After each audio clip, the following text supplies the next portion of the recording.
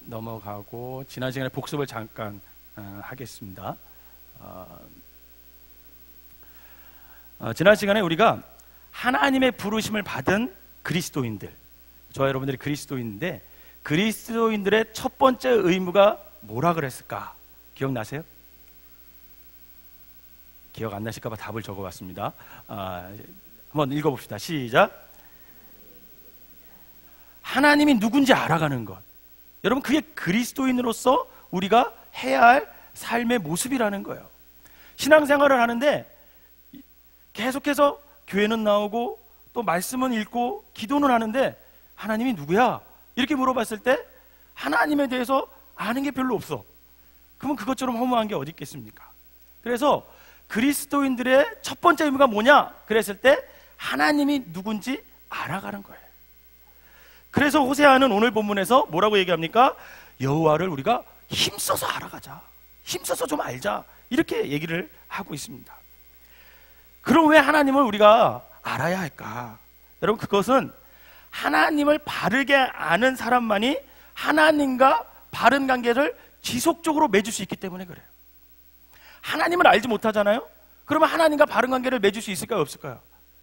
맺을 수 없어요.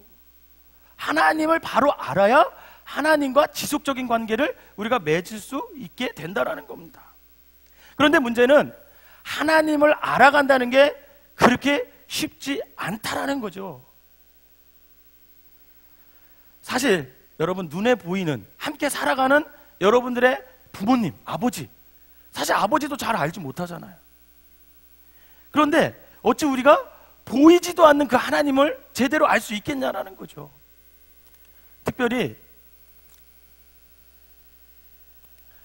인간의 특징을 보면 하나님의 특징을 알 수 있는 그런 근거가 없어요. 그럼 인간의 특징이 뭐라고요? 한번 세 가지. 시작. 유한하고 육체를 지녔고 어둠 속에 거해요, 인간은. 근데 하나님은, 하나님의 특징은 영원하시고 영이시고 빛이잖아요. 자, 그런데 보세요. 인간의 특징을 가지고 과연 하나님을 이해할 수 있을지, 유한한 인간이 영원하신 하나님을 우리가 이해할 수 있을까요? 알 수 있을까요? 그럼 알 수가 없는 거죠. 유한한데 어떻게 영원하신 분을 알 수 있겠어요? 그러면 육체를 지닌 인간이 영이신 하나님을 알 수 있을까요? 없습니다. 없어요. 한계가 있잖아요, 육체는. 근데 영이신 하나님은 한계가 없잖아요. 그 한계를 갖고 있는 육체가 어떻게 한계가 없으신 영이신 하나님을 알 수 있겠습니까? 없습니다. 어둠에 거하는 존재인 우리가 빛이신 하나님을 어떻게 알 수 있어요? 사실 알 수 있는 길이 없습니다. 결국 우리는 우리의 유한성을 가지고 육체를 지니고 어둠 속에 존재하는 우리는 절대로 온전하신 하나님을 알 수가 없다라는 거예요. 이것을 인정할 때 거기서부터 우리는 하나님을 알아갈 수 있다는 거죠. 그래서 토마스라는 사람이 뭐라고 얘기했냐면, 하나님이 누군지 알 수 없음을 잊지 말아라. 이것이 하나님에 대한 최후의 인간의 지식이다, 이렇게 얘기를 했어요. 이 말은 뭐냐면 인간의 지식으로는 절대로 하나님을 알 수 있다 없다? 없다라는 게 이 사람의 말입니다. 그러면 모르고 살아가야 되느냐 말이죠. 아니죠. 하나님을 알 수 있는 방법이 있을까요, 없을까요? 있습니다. 하나님이 가르쳐 주셨어요. 도저히 인간의 특징으로는 영원하신 하나님을 알 수는 없는데 하나님이 알 수 있는 방법을 가르쳐 줬는데, 그것이 뭐냐면 첫 번째 뭐라고요? 성경을 통해서 알 수 있습니다. 왜? 성경에 모두 하나님이 당신을 계시해 줬기 때문에. 그래서 여러분, 그리스도인들은 성경을 읽어야 돼요. 성경을 읽지 않으면 하나님을 알 수 있어요, 없어요? 알 수가 없습니다. 여러분, 성경을 읽지 않으면 그리스도인이 아니에요. 저는 여러분들이 1년에 꼭 일독을 하시기를 주님의 이름으로 부탁을 드립니다. 매일 3장씩 읽으세요. 그리고 토요일하고 주일은 7장씩 읽으면 1년 365일이면 딱 성경 일독을 할 수 있습니다. 굉장히 쉽죠? 굉장히 쉬워요. 3장 읽고 일주일에 주일날 7장 읽으면 일독 딱 할 수 있습니다. 여러분, 성경을 우리가 읽고 성경을 묵상하고 성경을 배워가야 하나님에 대해서 알 수 있습니다. 두 번째는 어떻게 알 수 있다고요? 성령의 도우심으로. 여러분, 그래서 성령 충만하라 그러는 거예요. 성령 충만하면 내 안에 성령 하나님이 임재하시기 때문에 성령 하나님께서 하나님을 자꾸만 알 수 있게 해주신다라는 거죠. 바라기는 성경을 통해서 성령의 도우심으로 여러분들이 하나님을 날마다 깊이 알아감으로 그분과 더욱 친밀한 관계를 형성하시기를 주님의 이름으로 축원합니다. 그래서 지난 시간에 창세기를 중심으로 하나님이 어떤 분이신지에 대해서 얘기를 나눠봤습니다. 첫째는 하나님은 어떤 하나님이다? 창조주 하나님이다. 여러분, 하나님의 창조주임을 믿으시기를 바랍니다. 자, 성경 창세기 1장 1절은 이렇게 시작해요. 한번 읽어봅시다. 시작. 태초에 하나님이 천지를 창조하시니라. 여러분, 여기에 1절에 네 가지 단어로 구성되어 있어요. 이것은 어떻게 뭐뭐와 뭐뭐와 뭐예요? 시작.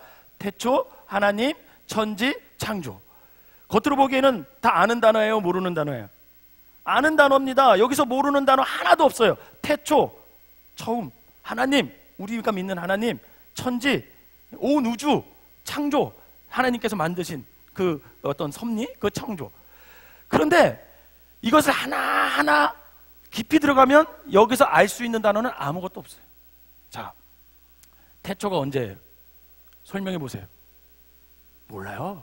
과학자들도 다 달라요. 제가 지난 시간에 어느 과학자는 몇백만 년이다, 138억 년이다 이렇게 말하고, 어떤 과학자는 100억 년이다, 어떤 과학자는 200년.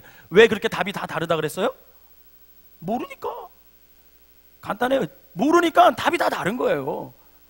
자, 그러면 하나님은 또 누구예요? 제가 하나님을 우리의 인간의 유한성으로 영원하신 하나님을 알 수 있다 그랬어요? 모른다 그랬어요? 모른다 그랬어요. 온전히 알 수가 없다 그랬습니다. 하나님이 누구인가 했을 때, 여러분, 야곱은 하나님을 분이엘이 하나님입니다 이렇게 대답했어요. 다윗은 나의 목자십니다 이렇게 대답했죠. 그죠? 모세는 아말렉과 전투에서 승리하면서 하나님을 여호와 니시입니다. 아브라함은 여호와 이레입니다. 이렇게 다 달라요. 하나님에 대해서. 그죠? 하나님에 대해서 다 달라요. 아는 게. 그 말은 뭐냐면 우리의 인간의 지식은 일부분만 안다라는 거예요. 하나님을. 온전히 하나님을 다 알 수 있다 없다? 없다. 그게 답이에요. 자, 그러면 천지가 얼마나 큰지 여러분 아세요? 이 우주가 얼마나 커요? 하나님이 만드신. 여러분 몰라요. 아무도 몰라요. 과학자들 모릅니다. 답은 모른다는 거예요. 자, 그러면 창조의 비밀을 온전히 아는 사람이 있어요? 없어요. 만약에 인간이 창조의 비밀을 안다면 피를 만들 수 있어요? 없어요? 만들 수 있어야죠. 창조의 비밀을 안다면. 근데 창조의 비밀을 모르니까 피를 만들 수 없습니다. 이렇게 보면 도저히 인간의 이성과 지혜로는 하나님에 대해서 알 수 있어요? 없어요? 없어요. 그러면 하나님의 말씀을 우리가 어떻게 받아들여야 돼요? 결론은 결국은 제가 뭐라고 말씀드렸냐면, 하나님의 말씀은 분석의 대상이 아니라 어떤 대상이다?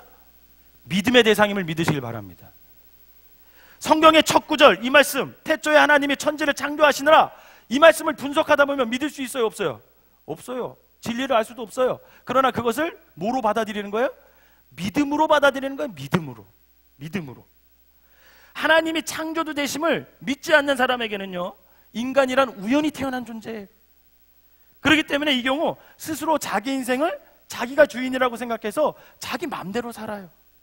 그런데 창세기 1장 1절의 말씀을 우리가 하나님의 말씀으로 믿을 때 어떻게 되겠어요? 그 사람은 하나님께서 나의 창조주 되심을 믿기에 하나님의 말씀하신 모든 말씀대로 내가 어떻게 살아요? 그 말씀대로 순종하며 살아갈 수 있다라는 거죠. 이게 다른 거예요. 결국 우리가 하나님이 창조주 하나님이신 믿음으로 고백할 때 우리가 피조물로서 합당한 삶을 살 수 있다라는 거죠. 즉 하나님의 말씀대로 우리가 살아갈 수 있다라는 것입니다. 여러분, 하나님의 창조주임을 믿음으로 고백하시기를 주님의 이름으로 축원합니다. 두 번째로 넘어가고, 둘째, 하나님은 어떻게 읽어봅시다. 시작.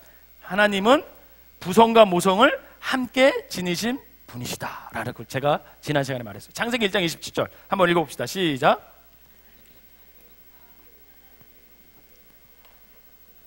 남자와 여자를 창조하시고. 하나님이 당신의 형상대로 창조하셨는데 누구와 누구로 창조하셨다고요?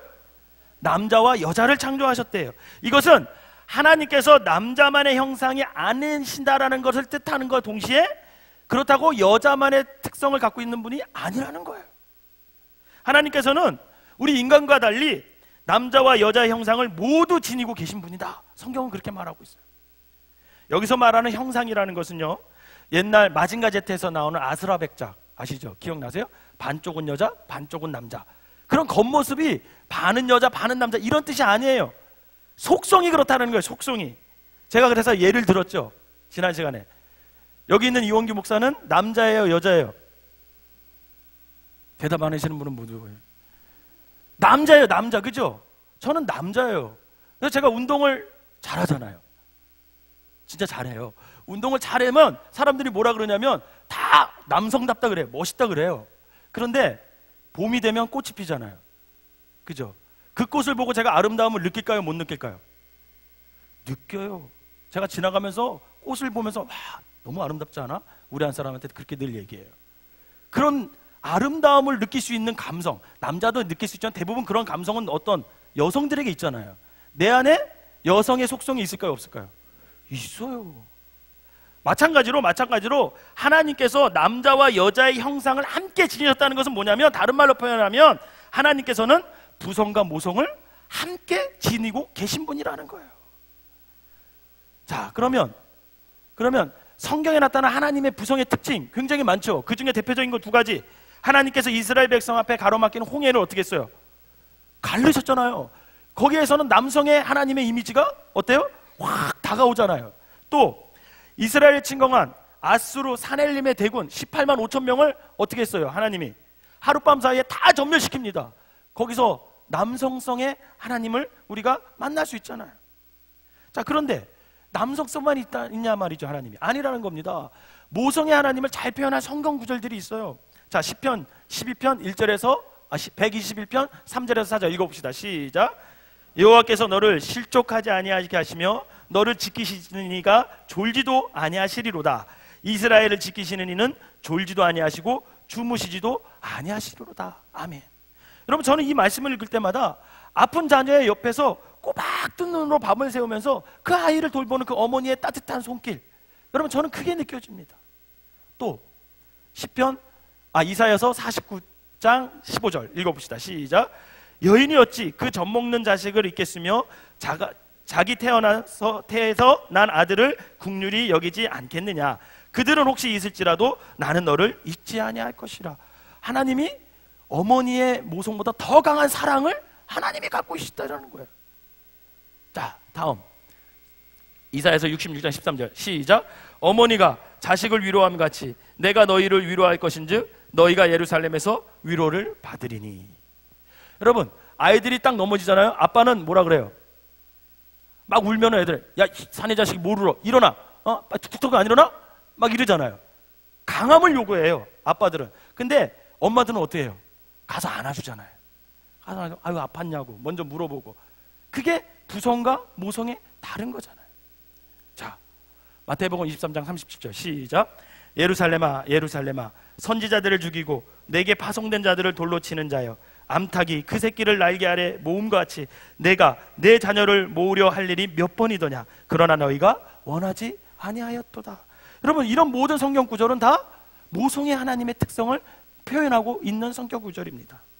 여러분, 이처럼 부성과 모성을 함께 지니신 하나님, 그 하나님으로 인하여 우리는요 아버지의 사랑도 받고 어머니의 사랑도 받는 아주 행복한 사람들이라는 것을 여러분 믿으시기를 바랍니다. 그 아버지의 사랑과 그 어머니의 사랑의 눈으로 오늘 여러분들을 지켜보고 계시다라는 거예요. 여러분, 그 아버지의 사랑, 어머니의 사랑으로 우리가 지금 존재하고 살아갈 수 있음을 믿으시기를 바랍니다. 지난 시간 여기까지 했어요. 오늘 셋째 한번 읽어봅시다. 오늘 셋째, 하나님은 어떤 하나님? 복 주시는 하나님을 믿으시길 바랍니다. 예, 창세기 1장 27절에서 28절 처음 부분만 읽어보도록 하겠습니다. 시작. 하나님이 자기 형상 곧 하나님의 형상대로 사람을 창조하시되 남자와 여자를 창조하시고 하나님이 그들에게 복을 주시며. 뭘 주셔요? 복을 주셨음을 믿으시길 바랍니다. 자, 그 다음에 창세기 5장 1절에서 2절 읽어봅시다. 시작. 이것은 아담이 계보를 적은 책이니라. 하나님이 사람을 창조하실 때에 하나님의 모양대로 지으시되 남자와 여자를 창조하셨고 그들이 창조된 날에 하나님이 그들에게 복을 주시고 그들의 이름을 사람이라 일컬으셨더라. 아멘. 여러분, 무엇이든지 첫 번째가 중요해요. 그죠? 첫 번째가 굉장히 중요합니다.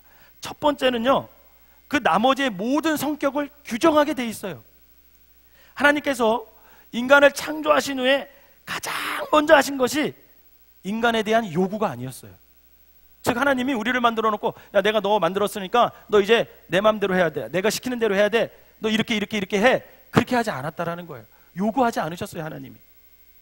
그분이 첫 번째로 행하신 것은 뭐냐면 우리에게 주시는 것이었어요. 주시는 것. 여러분, 뭘 주셨을까요? 대체 하나님이 우리에게 주신 게 뭐예요? 복을 주셨음을 믿으시길 바랍니다. 복을 주셨어요. 복을. 그것도요, 하는 거 봐서 복 준 게 아니에요. 딱 하나님이 우리를 만들어 놓고 너 하는 거 봐서 내가 잘하면 복 주고 잘못하면 벌 주고, 이게 아니었어요. 하나님은 며칠 혹은 몇 달이 지나서가 아니라 사람을 창조하신 그 즉시로 뭘 주셨어요? 복을 주셨음을 믿으시길 바랍니다. 여기서 우리는 하나님께서 하나님 우리에게 복 주시기를 즐겨하시는 분이구나, 이걸 알 수 있다는 거죠. 읽어보세요. 시작. 여러분 한번 생각해 보세요. 여러분들 생애에서 하나님께서 주신 가장 큰 축복이 뭐예요? 복 받으시지 않았나 보네. 생각이 안 나시는 거 보니까. 뭐예요? 막 얘기해 보세요. 구원받은 거 복인 줄 믿으시길 바랍니다. 지옥 갈 인생을 우리로 하여금 예수님을 믿게 하시고 그 믿음으로 말미암아 아무 대가 없이 우리를 천국 백성으로 만들어 주신 것, 여러분 그게 복임을 믿으시길 바랍니다. 여러분, 효도할 부모님이 살아계시다는 것, 그게 복임을 믿으시길 바랍니다. 내가 사랑할 수 있는 자녀들이 있다는 것, 여러분 그게 복인 걸 믿으시길 바랍니다. 남편과 아내가 있음을 복인 것을 믿으시길 바랍니다. 목사님, 그건 아닌 것 같은데요. 여러분, 복입니다.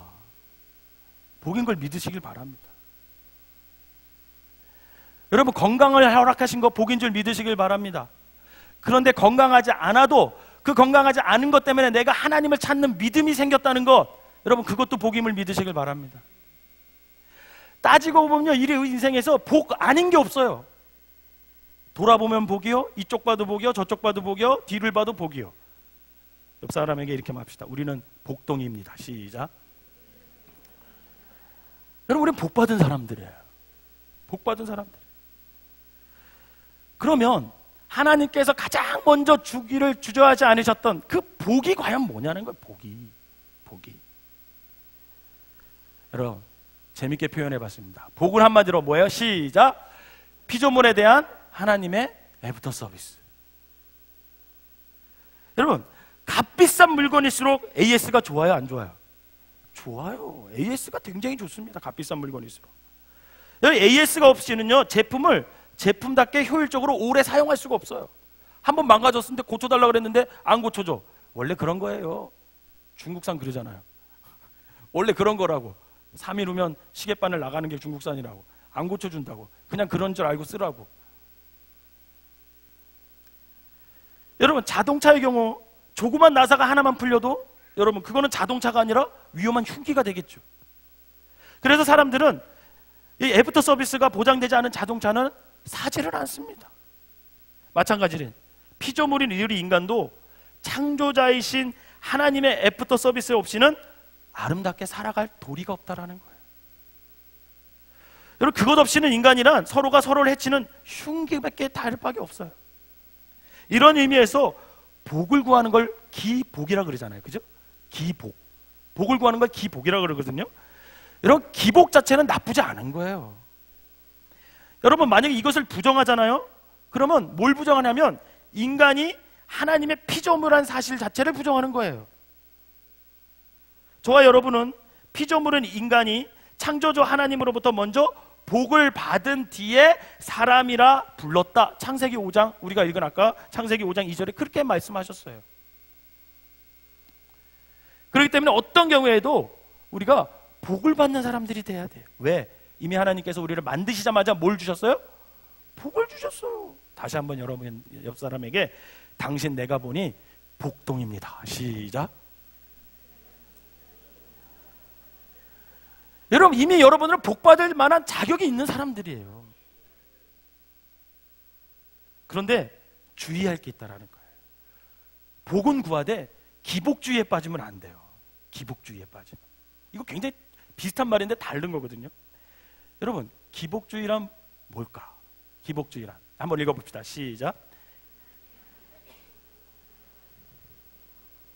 네. 그런데 문제는 기복주의에 빠지게 되면 복을 주시는 하나님을 어떻게 한대요? 잊어버린대요. 여러분, 기복주의란 뭐냐면 하나님이 아닌 복 자체에만 관심이 있는 거야. 복은 누구로부터 왔는데? 하나님으로부터 왔는데. 그러니까 문제는 이 기복주의에 빠지게 되면 복을 주시는 하나님을 잊어버려요. 잊어버려.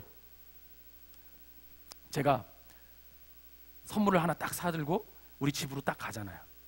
그리고 아이들 딸이 셋이니까 선물을 사가지고 가서, 야, 이거 아빠가 주는 선물이야. 이거 이제 미리 전화를 하겠죠. 낮에 선물 사갖고 들어갔겠다. 그러면 아이들이 아빠를 기다려요, 선물을 기다려요? 선물을 기다려요. 저는 맨 처음에 저를 기다리는 줄 알았어요. 근데 선물을 기다려요. 딱 선물 들어가면 아빠 왔다고 너무 좋아해요. 근데 그 선물을 그 아이들 손에 넘어가는 순간 어떻게 돼요? 저의 존재는 사라져요. 사라져요. 선물만 좋아해, 선물만. 그 선물을 준 아빠에 대해 무슨 마음이 있어야 돼요? 감사하는 마음이 있어야지. 그런데 이 감사하는 마음 없고 선물에만 관심이 있으면 결국은 어떻게 되는지 아세요? 싸움이 일어나더라고요, 애들이. 왜 그런지 아십니까? 선물을 갖고 지기들끼리 막 가서 처음에는 날다가 갈등이 생기면서 이거 아빠가 나한테 준 거란 말이야. 딱 그래요. 그러면 무슨 소리야? 같이 갖고 놀으라 그랬는데. 그러면서 그 선물 때문에 어떻게 돼요? 감사도 잊어버리고 지들끼리 막 싸워요. 그러면 돌아오는 건 뭐밖에 없어요? 매밖에 없지. 그 선물을 다시 빼앗기게 되지. 여러분, 피조물인 인간의 목적은 언제나 창조주 하나님이 되어야 함을 믿으시길 바랍니다. 그래서 그리스도인들의 삶의 목적은 오직 하나님의 영광을 위하는 삶을 살아야 돼요. 따라합시다. 하나님의 영광을 위한 삶을 삽시다. 시작. 여러분, 그것이 인간의 삶의 목적이고 복은 그 목적을 이루기 위한 수단으로서 하나님께서 주시는 은총이라는 거예요. 이 사실을 망각하고 사람들이 그 복 그 자체를 목적으로 삼는 사람은요, 결국 사람다운 삶을 살 수가 없습니다. 즉 하나님의 사람으로 살아갈 수가 없는 거예요. 그리스도인으로 살아갈 수 없습니다. 그저 그는 하나님과 무관한 삶을 살 수밖에 없죠. 여러분, 비인격적이란 복이란 우상을 섬기는 우상 숭배에 불과해요. 우상이야말로 인간을 철저히 파괴합니다. 저와 여러분들을 파괴하게 돼 있어요. 그러므로 우리는 자, 읽어봅시다. 시작. 우리는 복을 사랑할 것이 아니라 복을 주시는 하나님을 사랑해야 한다. 결국 우리는 복을 받은 후에 어떻게 살아가야 할지에 초점을 맞춰야 된다는 거죠. 여러분, 복을 사랑할 게 아니라 복을 주시는 하나님을 사랑하시기를 바랍니다. 그래서 우리가 복을 받은 후에 그러면 우리가 어떻게 살아야 하는지, 결국 저와 여러분은 받은 복을 가지고 하나님과 이웃을 섬기는 삶을 살아가야 된다는 거예요. 그것이 바로 복받은 사람의 진정 가치 있는 삶이라는 것입니다. 저는 여러분들이 이미 하나님께서 여러분들에게 복을 주셨음을 믿으시고 그 받은 복을 가지고 하나님을 사랑하고 이웃을 사랑하는 데 사용하시는 저와 여러분 되시기를 주님의 이름으로 축원합니다. 자, 네 번째로, 하나님은 어떤 하나님이다? 훈련시키시는 하나님임을 믿으시길 바랍니다. 창세기 15장 13절 시작. 여호와께서 아브라함에게 이르시되 너는 반드시 알라. 내 자손이 이방에서 객이 되어 그들을 섬기겠고 그들을 400년 동안 내 자손을 괴롭힐 것이다. 여러분, 하나님께서 아브라함에게 뭐라고 이게 아브라함에게 말씀하신 거거든요. 근데 앞으로 태어날 너 민족, 네 자손들이 어떻게 될 거냐면 이집트의 노예살이 할 거라는 거예요. 그것도 400년 동안이나. 그런데 한번 생각해 보세요. 아브라함의 자손이라면 어느 백성을 말하는 거예요? 이스라엘 백성을 말하잖아요. 아브라함의 자손이 이스라엘 민족은 이렇습니까? 여러분, 이스라엘 민족은 어떤 사람들이에요? 하나님께서 특별히 선택한 민족. 그래서 그들 스스로도 뭐라고 생각해요? 우리는 선민이다. 하나님이 선택한 하나님의 백성이다 이렇게 생각합니다. 그런데 시편 121편 4절에 보면 뭐라고 했냐면요, 이스라엘을 지키시는 이는 졸지도 아니하시고 주무시지도 아니하신다. 그 백성이 어느 백성이에요? 이스라엘 백성이. 하나님께서 이스라엘 백성을요 주무시지도 않고 졸지도 않으시면서 그 백성을 지키셔요. 그런데 하나님께서 이렇듯 사랑하시고 그토록 지키시는 이스라엘 민족을 혹독한 노예 생활을 시키는 이유가 뭐냐라는 거예요. 여러분 한번 생각해 보세요. 그렇게 하나님이 사랑하시면 이스라엘 백성들이 대궐 같은 집에서 살아야 되잖아요. 그리고 호의호식하면서 그냥 행복하게 살아야 되잖아요. 비단금침으로 잠을 자야 될 거 아니겠습니까? 근데 왜 하나님께서는 그렇게 사랑하시고 그토록 지키시는 이스라엘 민족을 혹독하게 그렇게 훈련을 시키냔 말이죠. 그렇게 노예 생활을 시켰을까? 왜? 답이 뭐예요? 하나님께서는 시작. 하나님께서는 당신의 사랑하시는 자녀를 반드시 훈련시키는 분이에요. 훈련을 시켜요. 여러분, 사병이 훈련을 많이 받아요? 장교가 훈련을 많이 받아요? 장교가 훈련 더 많이 받아요, 여러분. 여러분, 우리 이구영 목사님께서, 담임 목사님께서 장교 나오셨을까요? 사병 나오셨을까요? 장교 나오셨어요. 장교는요, 사병 훈련 받고, 사병이 받는 훈련 받고, 장교로서 목사님 몇 주 더 훈련 받죠? 제가 4주를 더 훈련 받는데요. 아, 40주요? 이야, 제가 방일해서 이런 걸 몰라요. 제가 방일해서 훈련을 안 받아봐가지고 이걸 몰라요. 4주 빼기. 저는 4주 훈련 받았거든요. 4주도 정말 훈련 같지도 않은 훈련 받았어요. 여러분, 방위는요 4주 동안 총 쏠까요, 안 쏠까요? 아이, 쏴요. 쏘긴 쏴요. 쏘긴 쏘는데 몇 발 쏘는지 아세요? 9발 줘요. 9발. 딱 9발 쏴봐요. 근데 그때 우리 제가 훈련할 때 뭐하고 겹쳤냐면 팀 스프리트 훈련하고 겹쳤어요. 그래가지고 무기를 그쪽으로 다 대야 된다, 총알 다 대야 된다고 6발 쏘게 해주더라고. 아니, 9발에서 그것도 깎아가지고 6발 쏘게 하더라고요. 제가 6발밖에 못 쏴봤어요. 제가 훈련은 훈련 같지 않아요. 받아요. 근데 장교는요 어떻게 받아요? 40주를 받는데. 왜 그럴까요? 여러분, 그래야 병사들을 이끄는 지도자가 될 수 있단 말이에요. 훈련을 그렇게 받아요. 여러분, 제 아무리 능력을 타고난 사람이라도요 훈련이 없다면 여러분 그 사람은 능력이 감퇴되거나 소멸될 수밖에 없습니다. 여러분, 험산줄령을 정복하는데 왕도는 없어요. 뭐밖에 없어요? 훈련밖에 없어요. 훈련만이 비결이에요. 여러분, 이제껏 여러분 올림픽에서 금메달을 딴 사람은 정말 피나는 훈련을 한 사람들이에요. 김연아 선수 발가락 보셨어요? 발? 감동적이잖아요. 그렇게 훈련을 해야 금메달을 따는 거죠. 그래서 하나님은 우리를 훈련시켜서 하나님의 일에 사용하시는 거예요. 여러분, 하나님의 훈련에 기꺼이 여러분들이 순종하시기를 주님의 이름으로 부탁드립니다. 또한 하나님께서 그렇게 당신의 자녀 우리를 훈련시키는 까닭이 있어요. 하나님께서 우리를 훈련시키는 까닭, 그게 뭘까? 한번 읽어봅시다. 시작. 우리를 사랑하시기 때문이다. 여러분, 사랑하지 않으면요 어떻게 되는지 아세요? 내버려둬요. 로마서 읽다 보면 죄인들은 어떻게 돼요? 내버려둔대. 그 죄에서 내버려둔대. 그런데 하나님은요 하나님이 사랑하시는 자녀들을 훈련시켜요. 왜? 사랑해서 그 자녀들을 하나님의 일꾼으로 사용하시기 위해서. 하나님께서는요 저와 여러분들이 무기력하고 무능한 자로 방치되지를 원하지 않고 있습니다. 우리 모두가 하나님의 강하고도 성숙한 도구들이 모두 되기를 하나님께서 원하고 계시다라는 거예요. 그러므로 여러분, 하나님의 훈련 앞에 여러분들의 온 시간, 온 몸을 다 내어드리시기를 바랍니다. 그럴 때 여러분들은 성숙할 수 있고 그 성숙함으로 하나님께 신뢰받을 수 있고 그 신뢰로 말미암아 여러분들은 하나님께 쓰임받는 성도들이 될 수 있다는 거죠. 여러분, 모세가 광야에서 40년이나 고독한 훈련을 받은 이유가 뭘까요? 결국 하나님께 쓰임받기 위해서죠. 여러분, 다윗이 사울의 칼날을 피하면서 심지어 미친 신용을 하면서까지 혹독한 그런 가혹한 훈련을 받은 것도 모두 하나님께 쓰임받는 지도자가 되기 위함이었습니다. 혹시 우리 중에 그동안 하나님의 자녀로 살면서도 아직까지 한 번도 하나님의 훈련을 받아본 적이 없다면, 여러분, 그 사람은 아직 성숙한 하나님의 자녀일 수가 없습니다. 성숙한 자녀가 아니라는 거예요. 이 말의 의미는 바꿔서 말하면, 만약 우리 중에 지금 전혀 예상치 못한, 뜻하지 않은 어떤 시련과 여러분 어려움에 처해 있다면, 그것이야말로 지금 하나님께서 나를 훈련시키는 하나님의 사랑의 손길이 미치고 있구나, 여러분 그렇게 믿음으로 고백하시기를 바랍니다.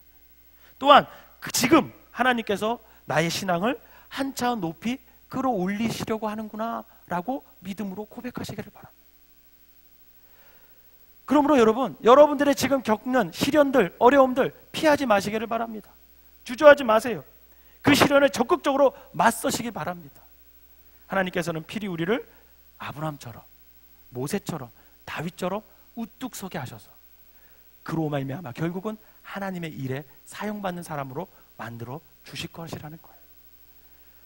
여러분, 동영상 한번 보겠습니다. 동영상 한번 보도록 하겠습니다.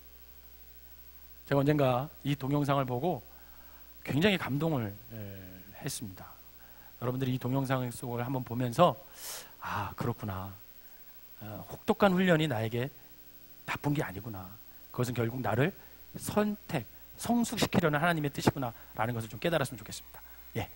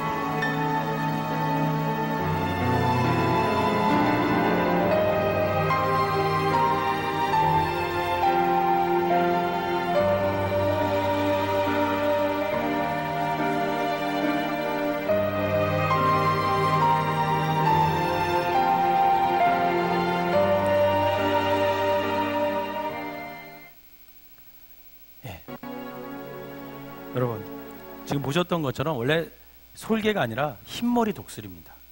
이 흰머리 독수리는 원래 40년을 산대요. 40년을. 그런데 40년 정도 살다 보면 부리도 낡고 날개도 이제 무거워지고 발톱도 상해서 뭐 사냥을 잘 못한다고 합니다. 그럼 이 솔개가 선택을 한대요. 아주 중요한 선택을 한대요. 아주 높은 절벽으로 올라간대요. 그래서 거기서 선택을 하는데 어떤 선택을 하냐면 자기 이 부리를 그 절벽 돌에다가 다 부순다고 합니다. 스스로가 다 부순대요. 그러면 그 부리에서 아주 새롭고 날카로운 부리가 나오기 시작한답니다. 그리고 그 부리가 나오기 시작하면 그 부리로 또 자기 발톱을 다 뽑아버린대요. 여러분 얼마나 고통스럽겠어요. 다 뽑는데요. 그리고 뽑은 상태에 있다가 보면 그 발톱이 새롭게 아주 날카로운 발톱이 나온대요. 그러고 나서 또 그 부리로 자기 무거웠던 날개 깃털을 다 뽑아낸다고 합니다. 그러면 새로운 깃털이 난다고 해요. 이게 며칠이냐면 130일 정도 굶으면서 그 일을 한대요. 이 솔개가. 그런데 이 130일을 굶으면서 그렇게 살아나면 그 솔개는 30년에서 40년을 더 산대요. 그래서 용맹한 솔개, 비상하는 솔개가 된다고 합니다. 근데 그 과정을 거치지 못하는 솔개는 그 자리에서 떨어져서 그냥 생을 마감한다고 합니다. 철저한 자기 훈련을 통해서만 결국은 우리가 높이 비상할 수 있음을 말해주는 거죠. 하나님의 훈련에 대해 생각할 때마다 마음속에 떠오르는 말이 있습니다. 그게 뭐냐면 편안한 삶을 위해 기도하지 말고 강한 사람이 되기 위하여 기도하라. 우리 옆 사람에게 이야기해 줍시다. 편안한 삶을 위하여 기도하지 말고 강한 사람을 되기 위해서 기도합시다. 시작. 편안한 삶을 위하여 기도하지 말고 강한 사람이 되기 위하여 기도합시다. 너무 기나요? 다시 한번 합시다.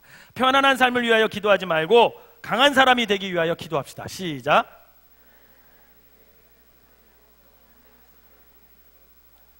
여러분, 강한 사람이 되게 해달라고 기도하시기를 바랍니다. 예수 그리스도를 믿는 사람은 모두 구원을 받습니다. 믿으시기를 바랍니다. 그러나 구원받은 사람이 모두 하나님의 신뢰받는 일꾼이 되는 것은 아닙니다. 그것은 끝까지 하나님의 훈련을 감당할 때만 가능하다라는 거예요.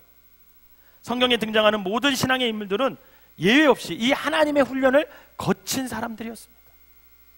이 사실을 믿는 사람만이 하나님의 훈련을 기쁨으로 받아들이고 순종함으로 그 길을 가게 된다라는 거죠. 앞에서 제가 언급했던 다윗이 그 사울 왕의 칼날로부터 오직 생존하기 위해서 미친 신용마저 해야 할 정도로 혹독한 훈련을 받았을 때 그는 하나님을 원망하기는커녕 그 순간에 하나님을 찬양합니다. 어떤 하나님을 찬양하냐? 자, 읽어봅시다. 하나님은 이렇게 찬양해요. 시작. 여호와의 천사가 주를 경외하는 자를 둘러 진치고 그들을 건지시는도다. 너희는 여호와의 선하심을 맛보아 알지어다. 그에게 피하는 자는 복이 있도다. 너희 성도들아, 여호와를 경외하라. 그를 경외하는 자에게는 부족함이 없도다. 젊은 사자는 궁핍하여 줄일지라도 여호와를 찾는 자는 모든 좋은 것에 부족함이 없으리로다. 아멘. 여러분, 이 고백을 다윗이 언제 하셨는지 아십니까? 사울에게 쫓겨다니면서요, 미친 척 하면서 침을 질질 흘리면서 그 순간에, 그 밤에 이 시를 다윗은 고백하는 거예요. 어떻게 다윗은 이 상황 속에서 이렇게 온 마음을 다해 하나님을 찬양할 수 있었을까? 그건 간단합니다. 이유는 하나예요. 훈련자이신 그 하나님께서 자신을 더욱 강한 사람으로 친히 훈련시켜 주심을 계심을 그는 믿고 있었다라는 거죠. 내가 비록 지금 사울의 칼에 쫓겨 이렇게 다니지만 이 모든 과정이 하나님께서 나를 훈련시키는 과정이다. 그 믿음이 있었다라는 거예요. 결국 그 믿음이 다윗으로 하여금 하나님을 훈련을 기꺼이 받아들이게 해주었고, 그 결과 다윗은 하나님으로부터 가장 사랑받는 이스라엘의 왕이 될 수 있었습니다. 여러분, 그뿐 아닙니다. 오늘날 이스라엘 국기에 있는 별표시 있잖아요. 그게 무슨 별인지 아세요? 이름이 다윗의 별이에요. 다윗의 별. 그럴 정도로 시공을 초월하여 사람들로부터 존귀한 자가 될 수 있었던 것은 그만큼 다윗이 혹독한 훈련을 거쳐서 하나님의 사용되는 일꾼이 되었기 때문에 그렇습니다. 사랑하는 성도 여러분, 이제부터 우리 생명나무교회 모든 성도들은 단지 편안한 삶을 위하여 기도하지 말고 하나님의 훈련 속에서 강하고 성숙한 그리스도인들이 되기 위해 여러분 기도하시기를 바랍니다. 왜냐? 하나님은 그런 사람을 사용하셔서 하나님이 이 시대를 새롭게 하는 일꾼으로 사용하시기 때문에 그렇습니다.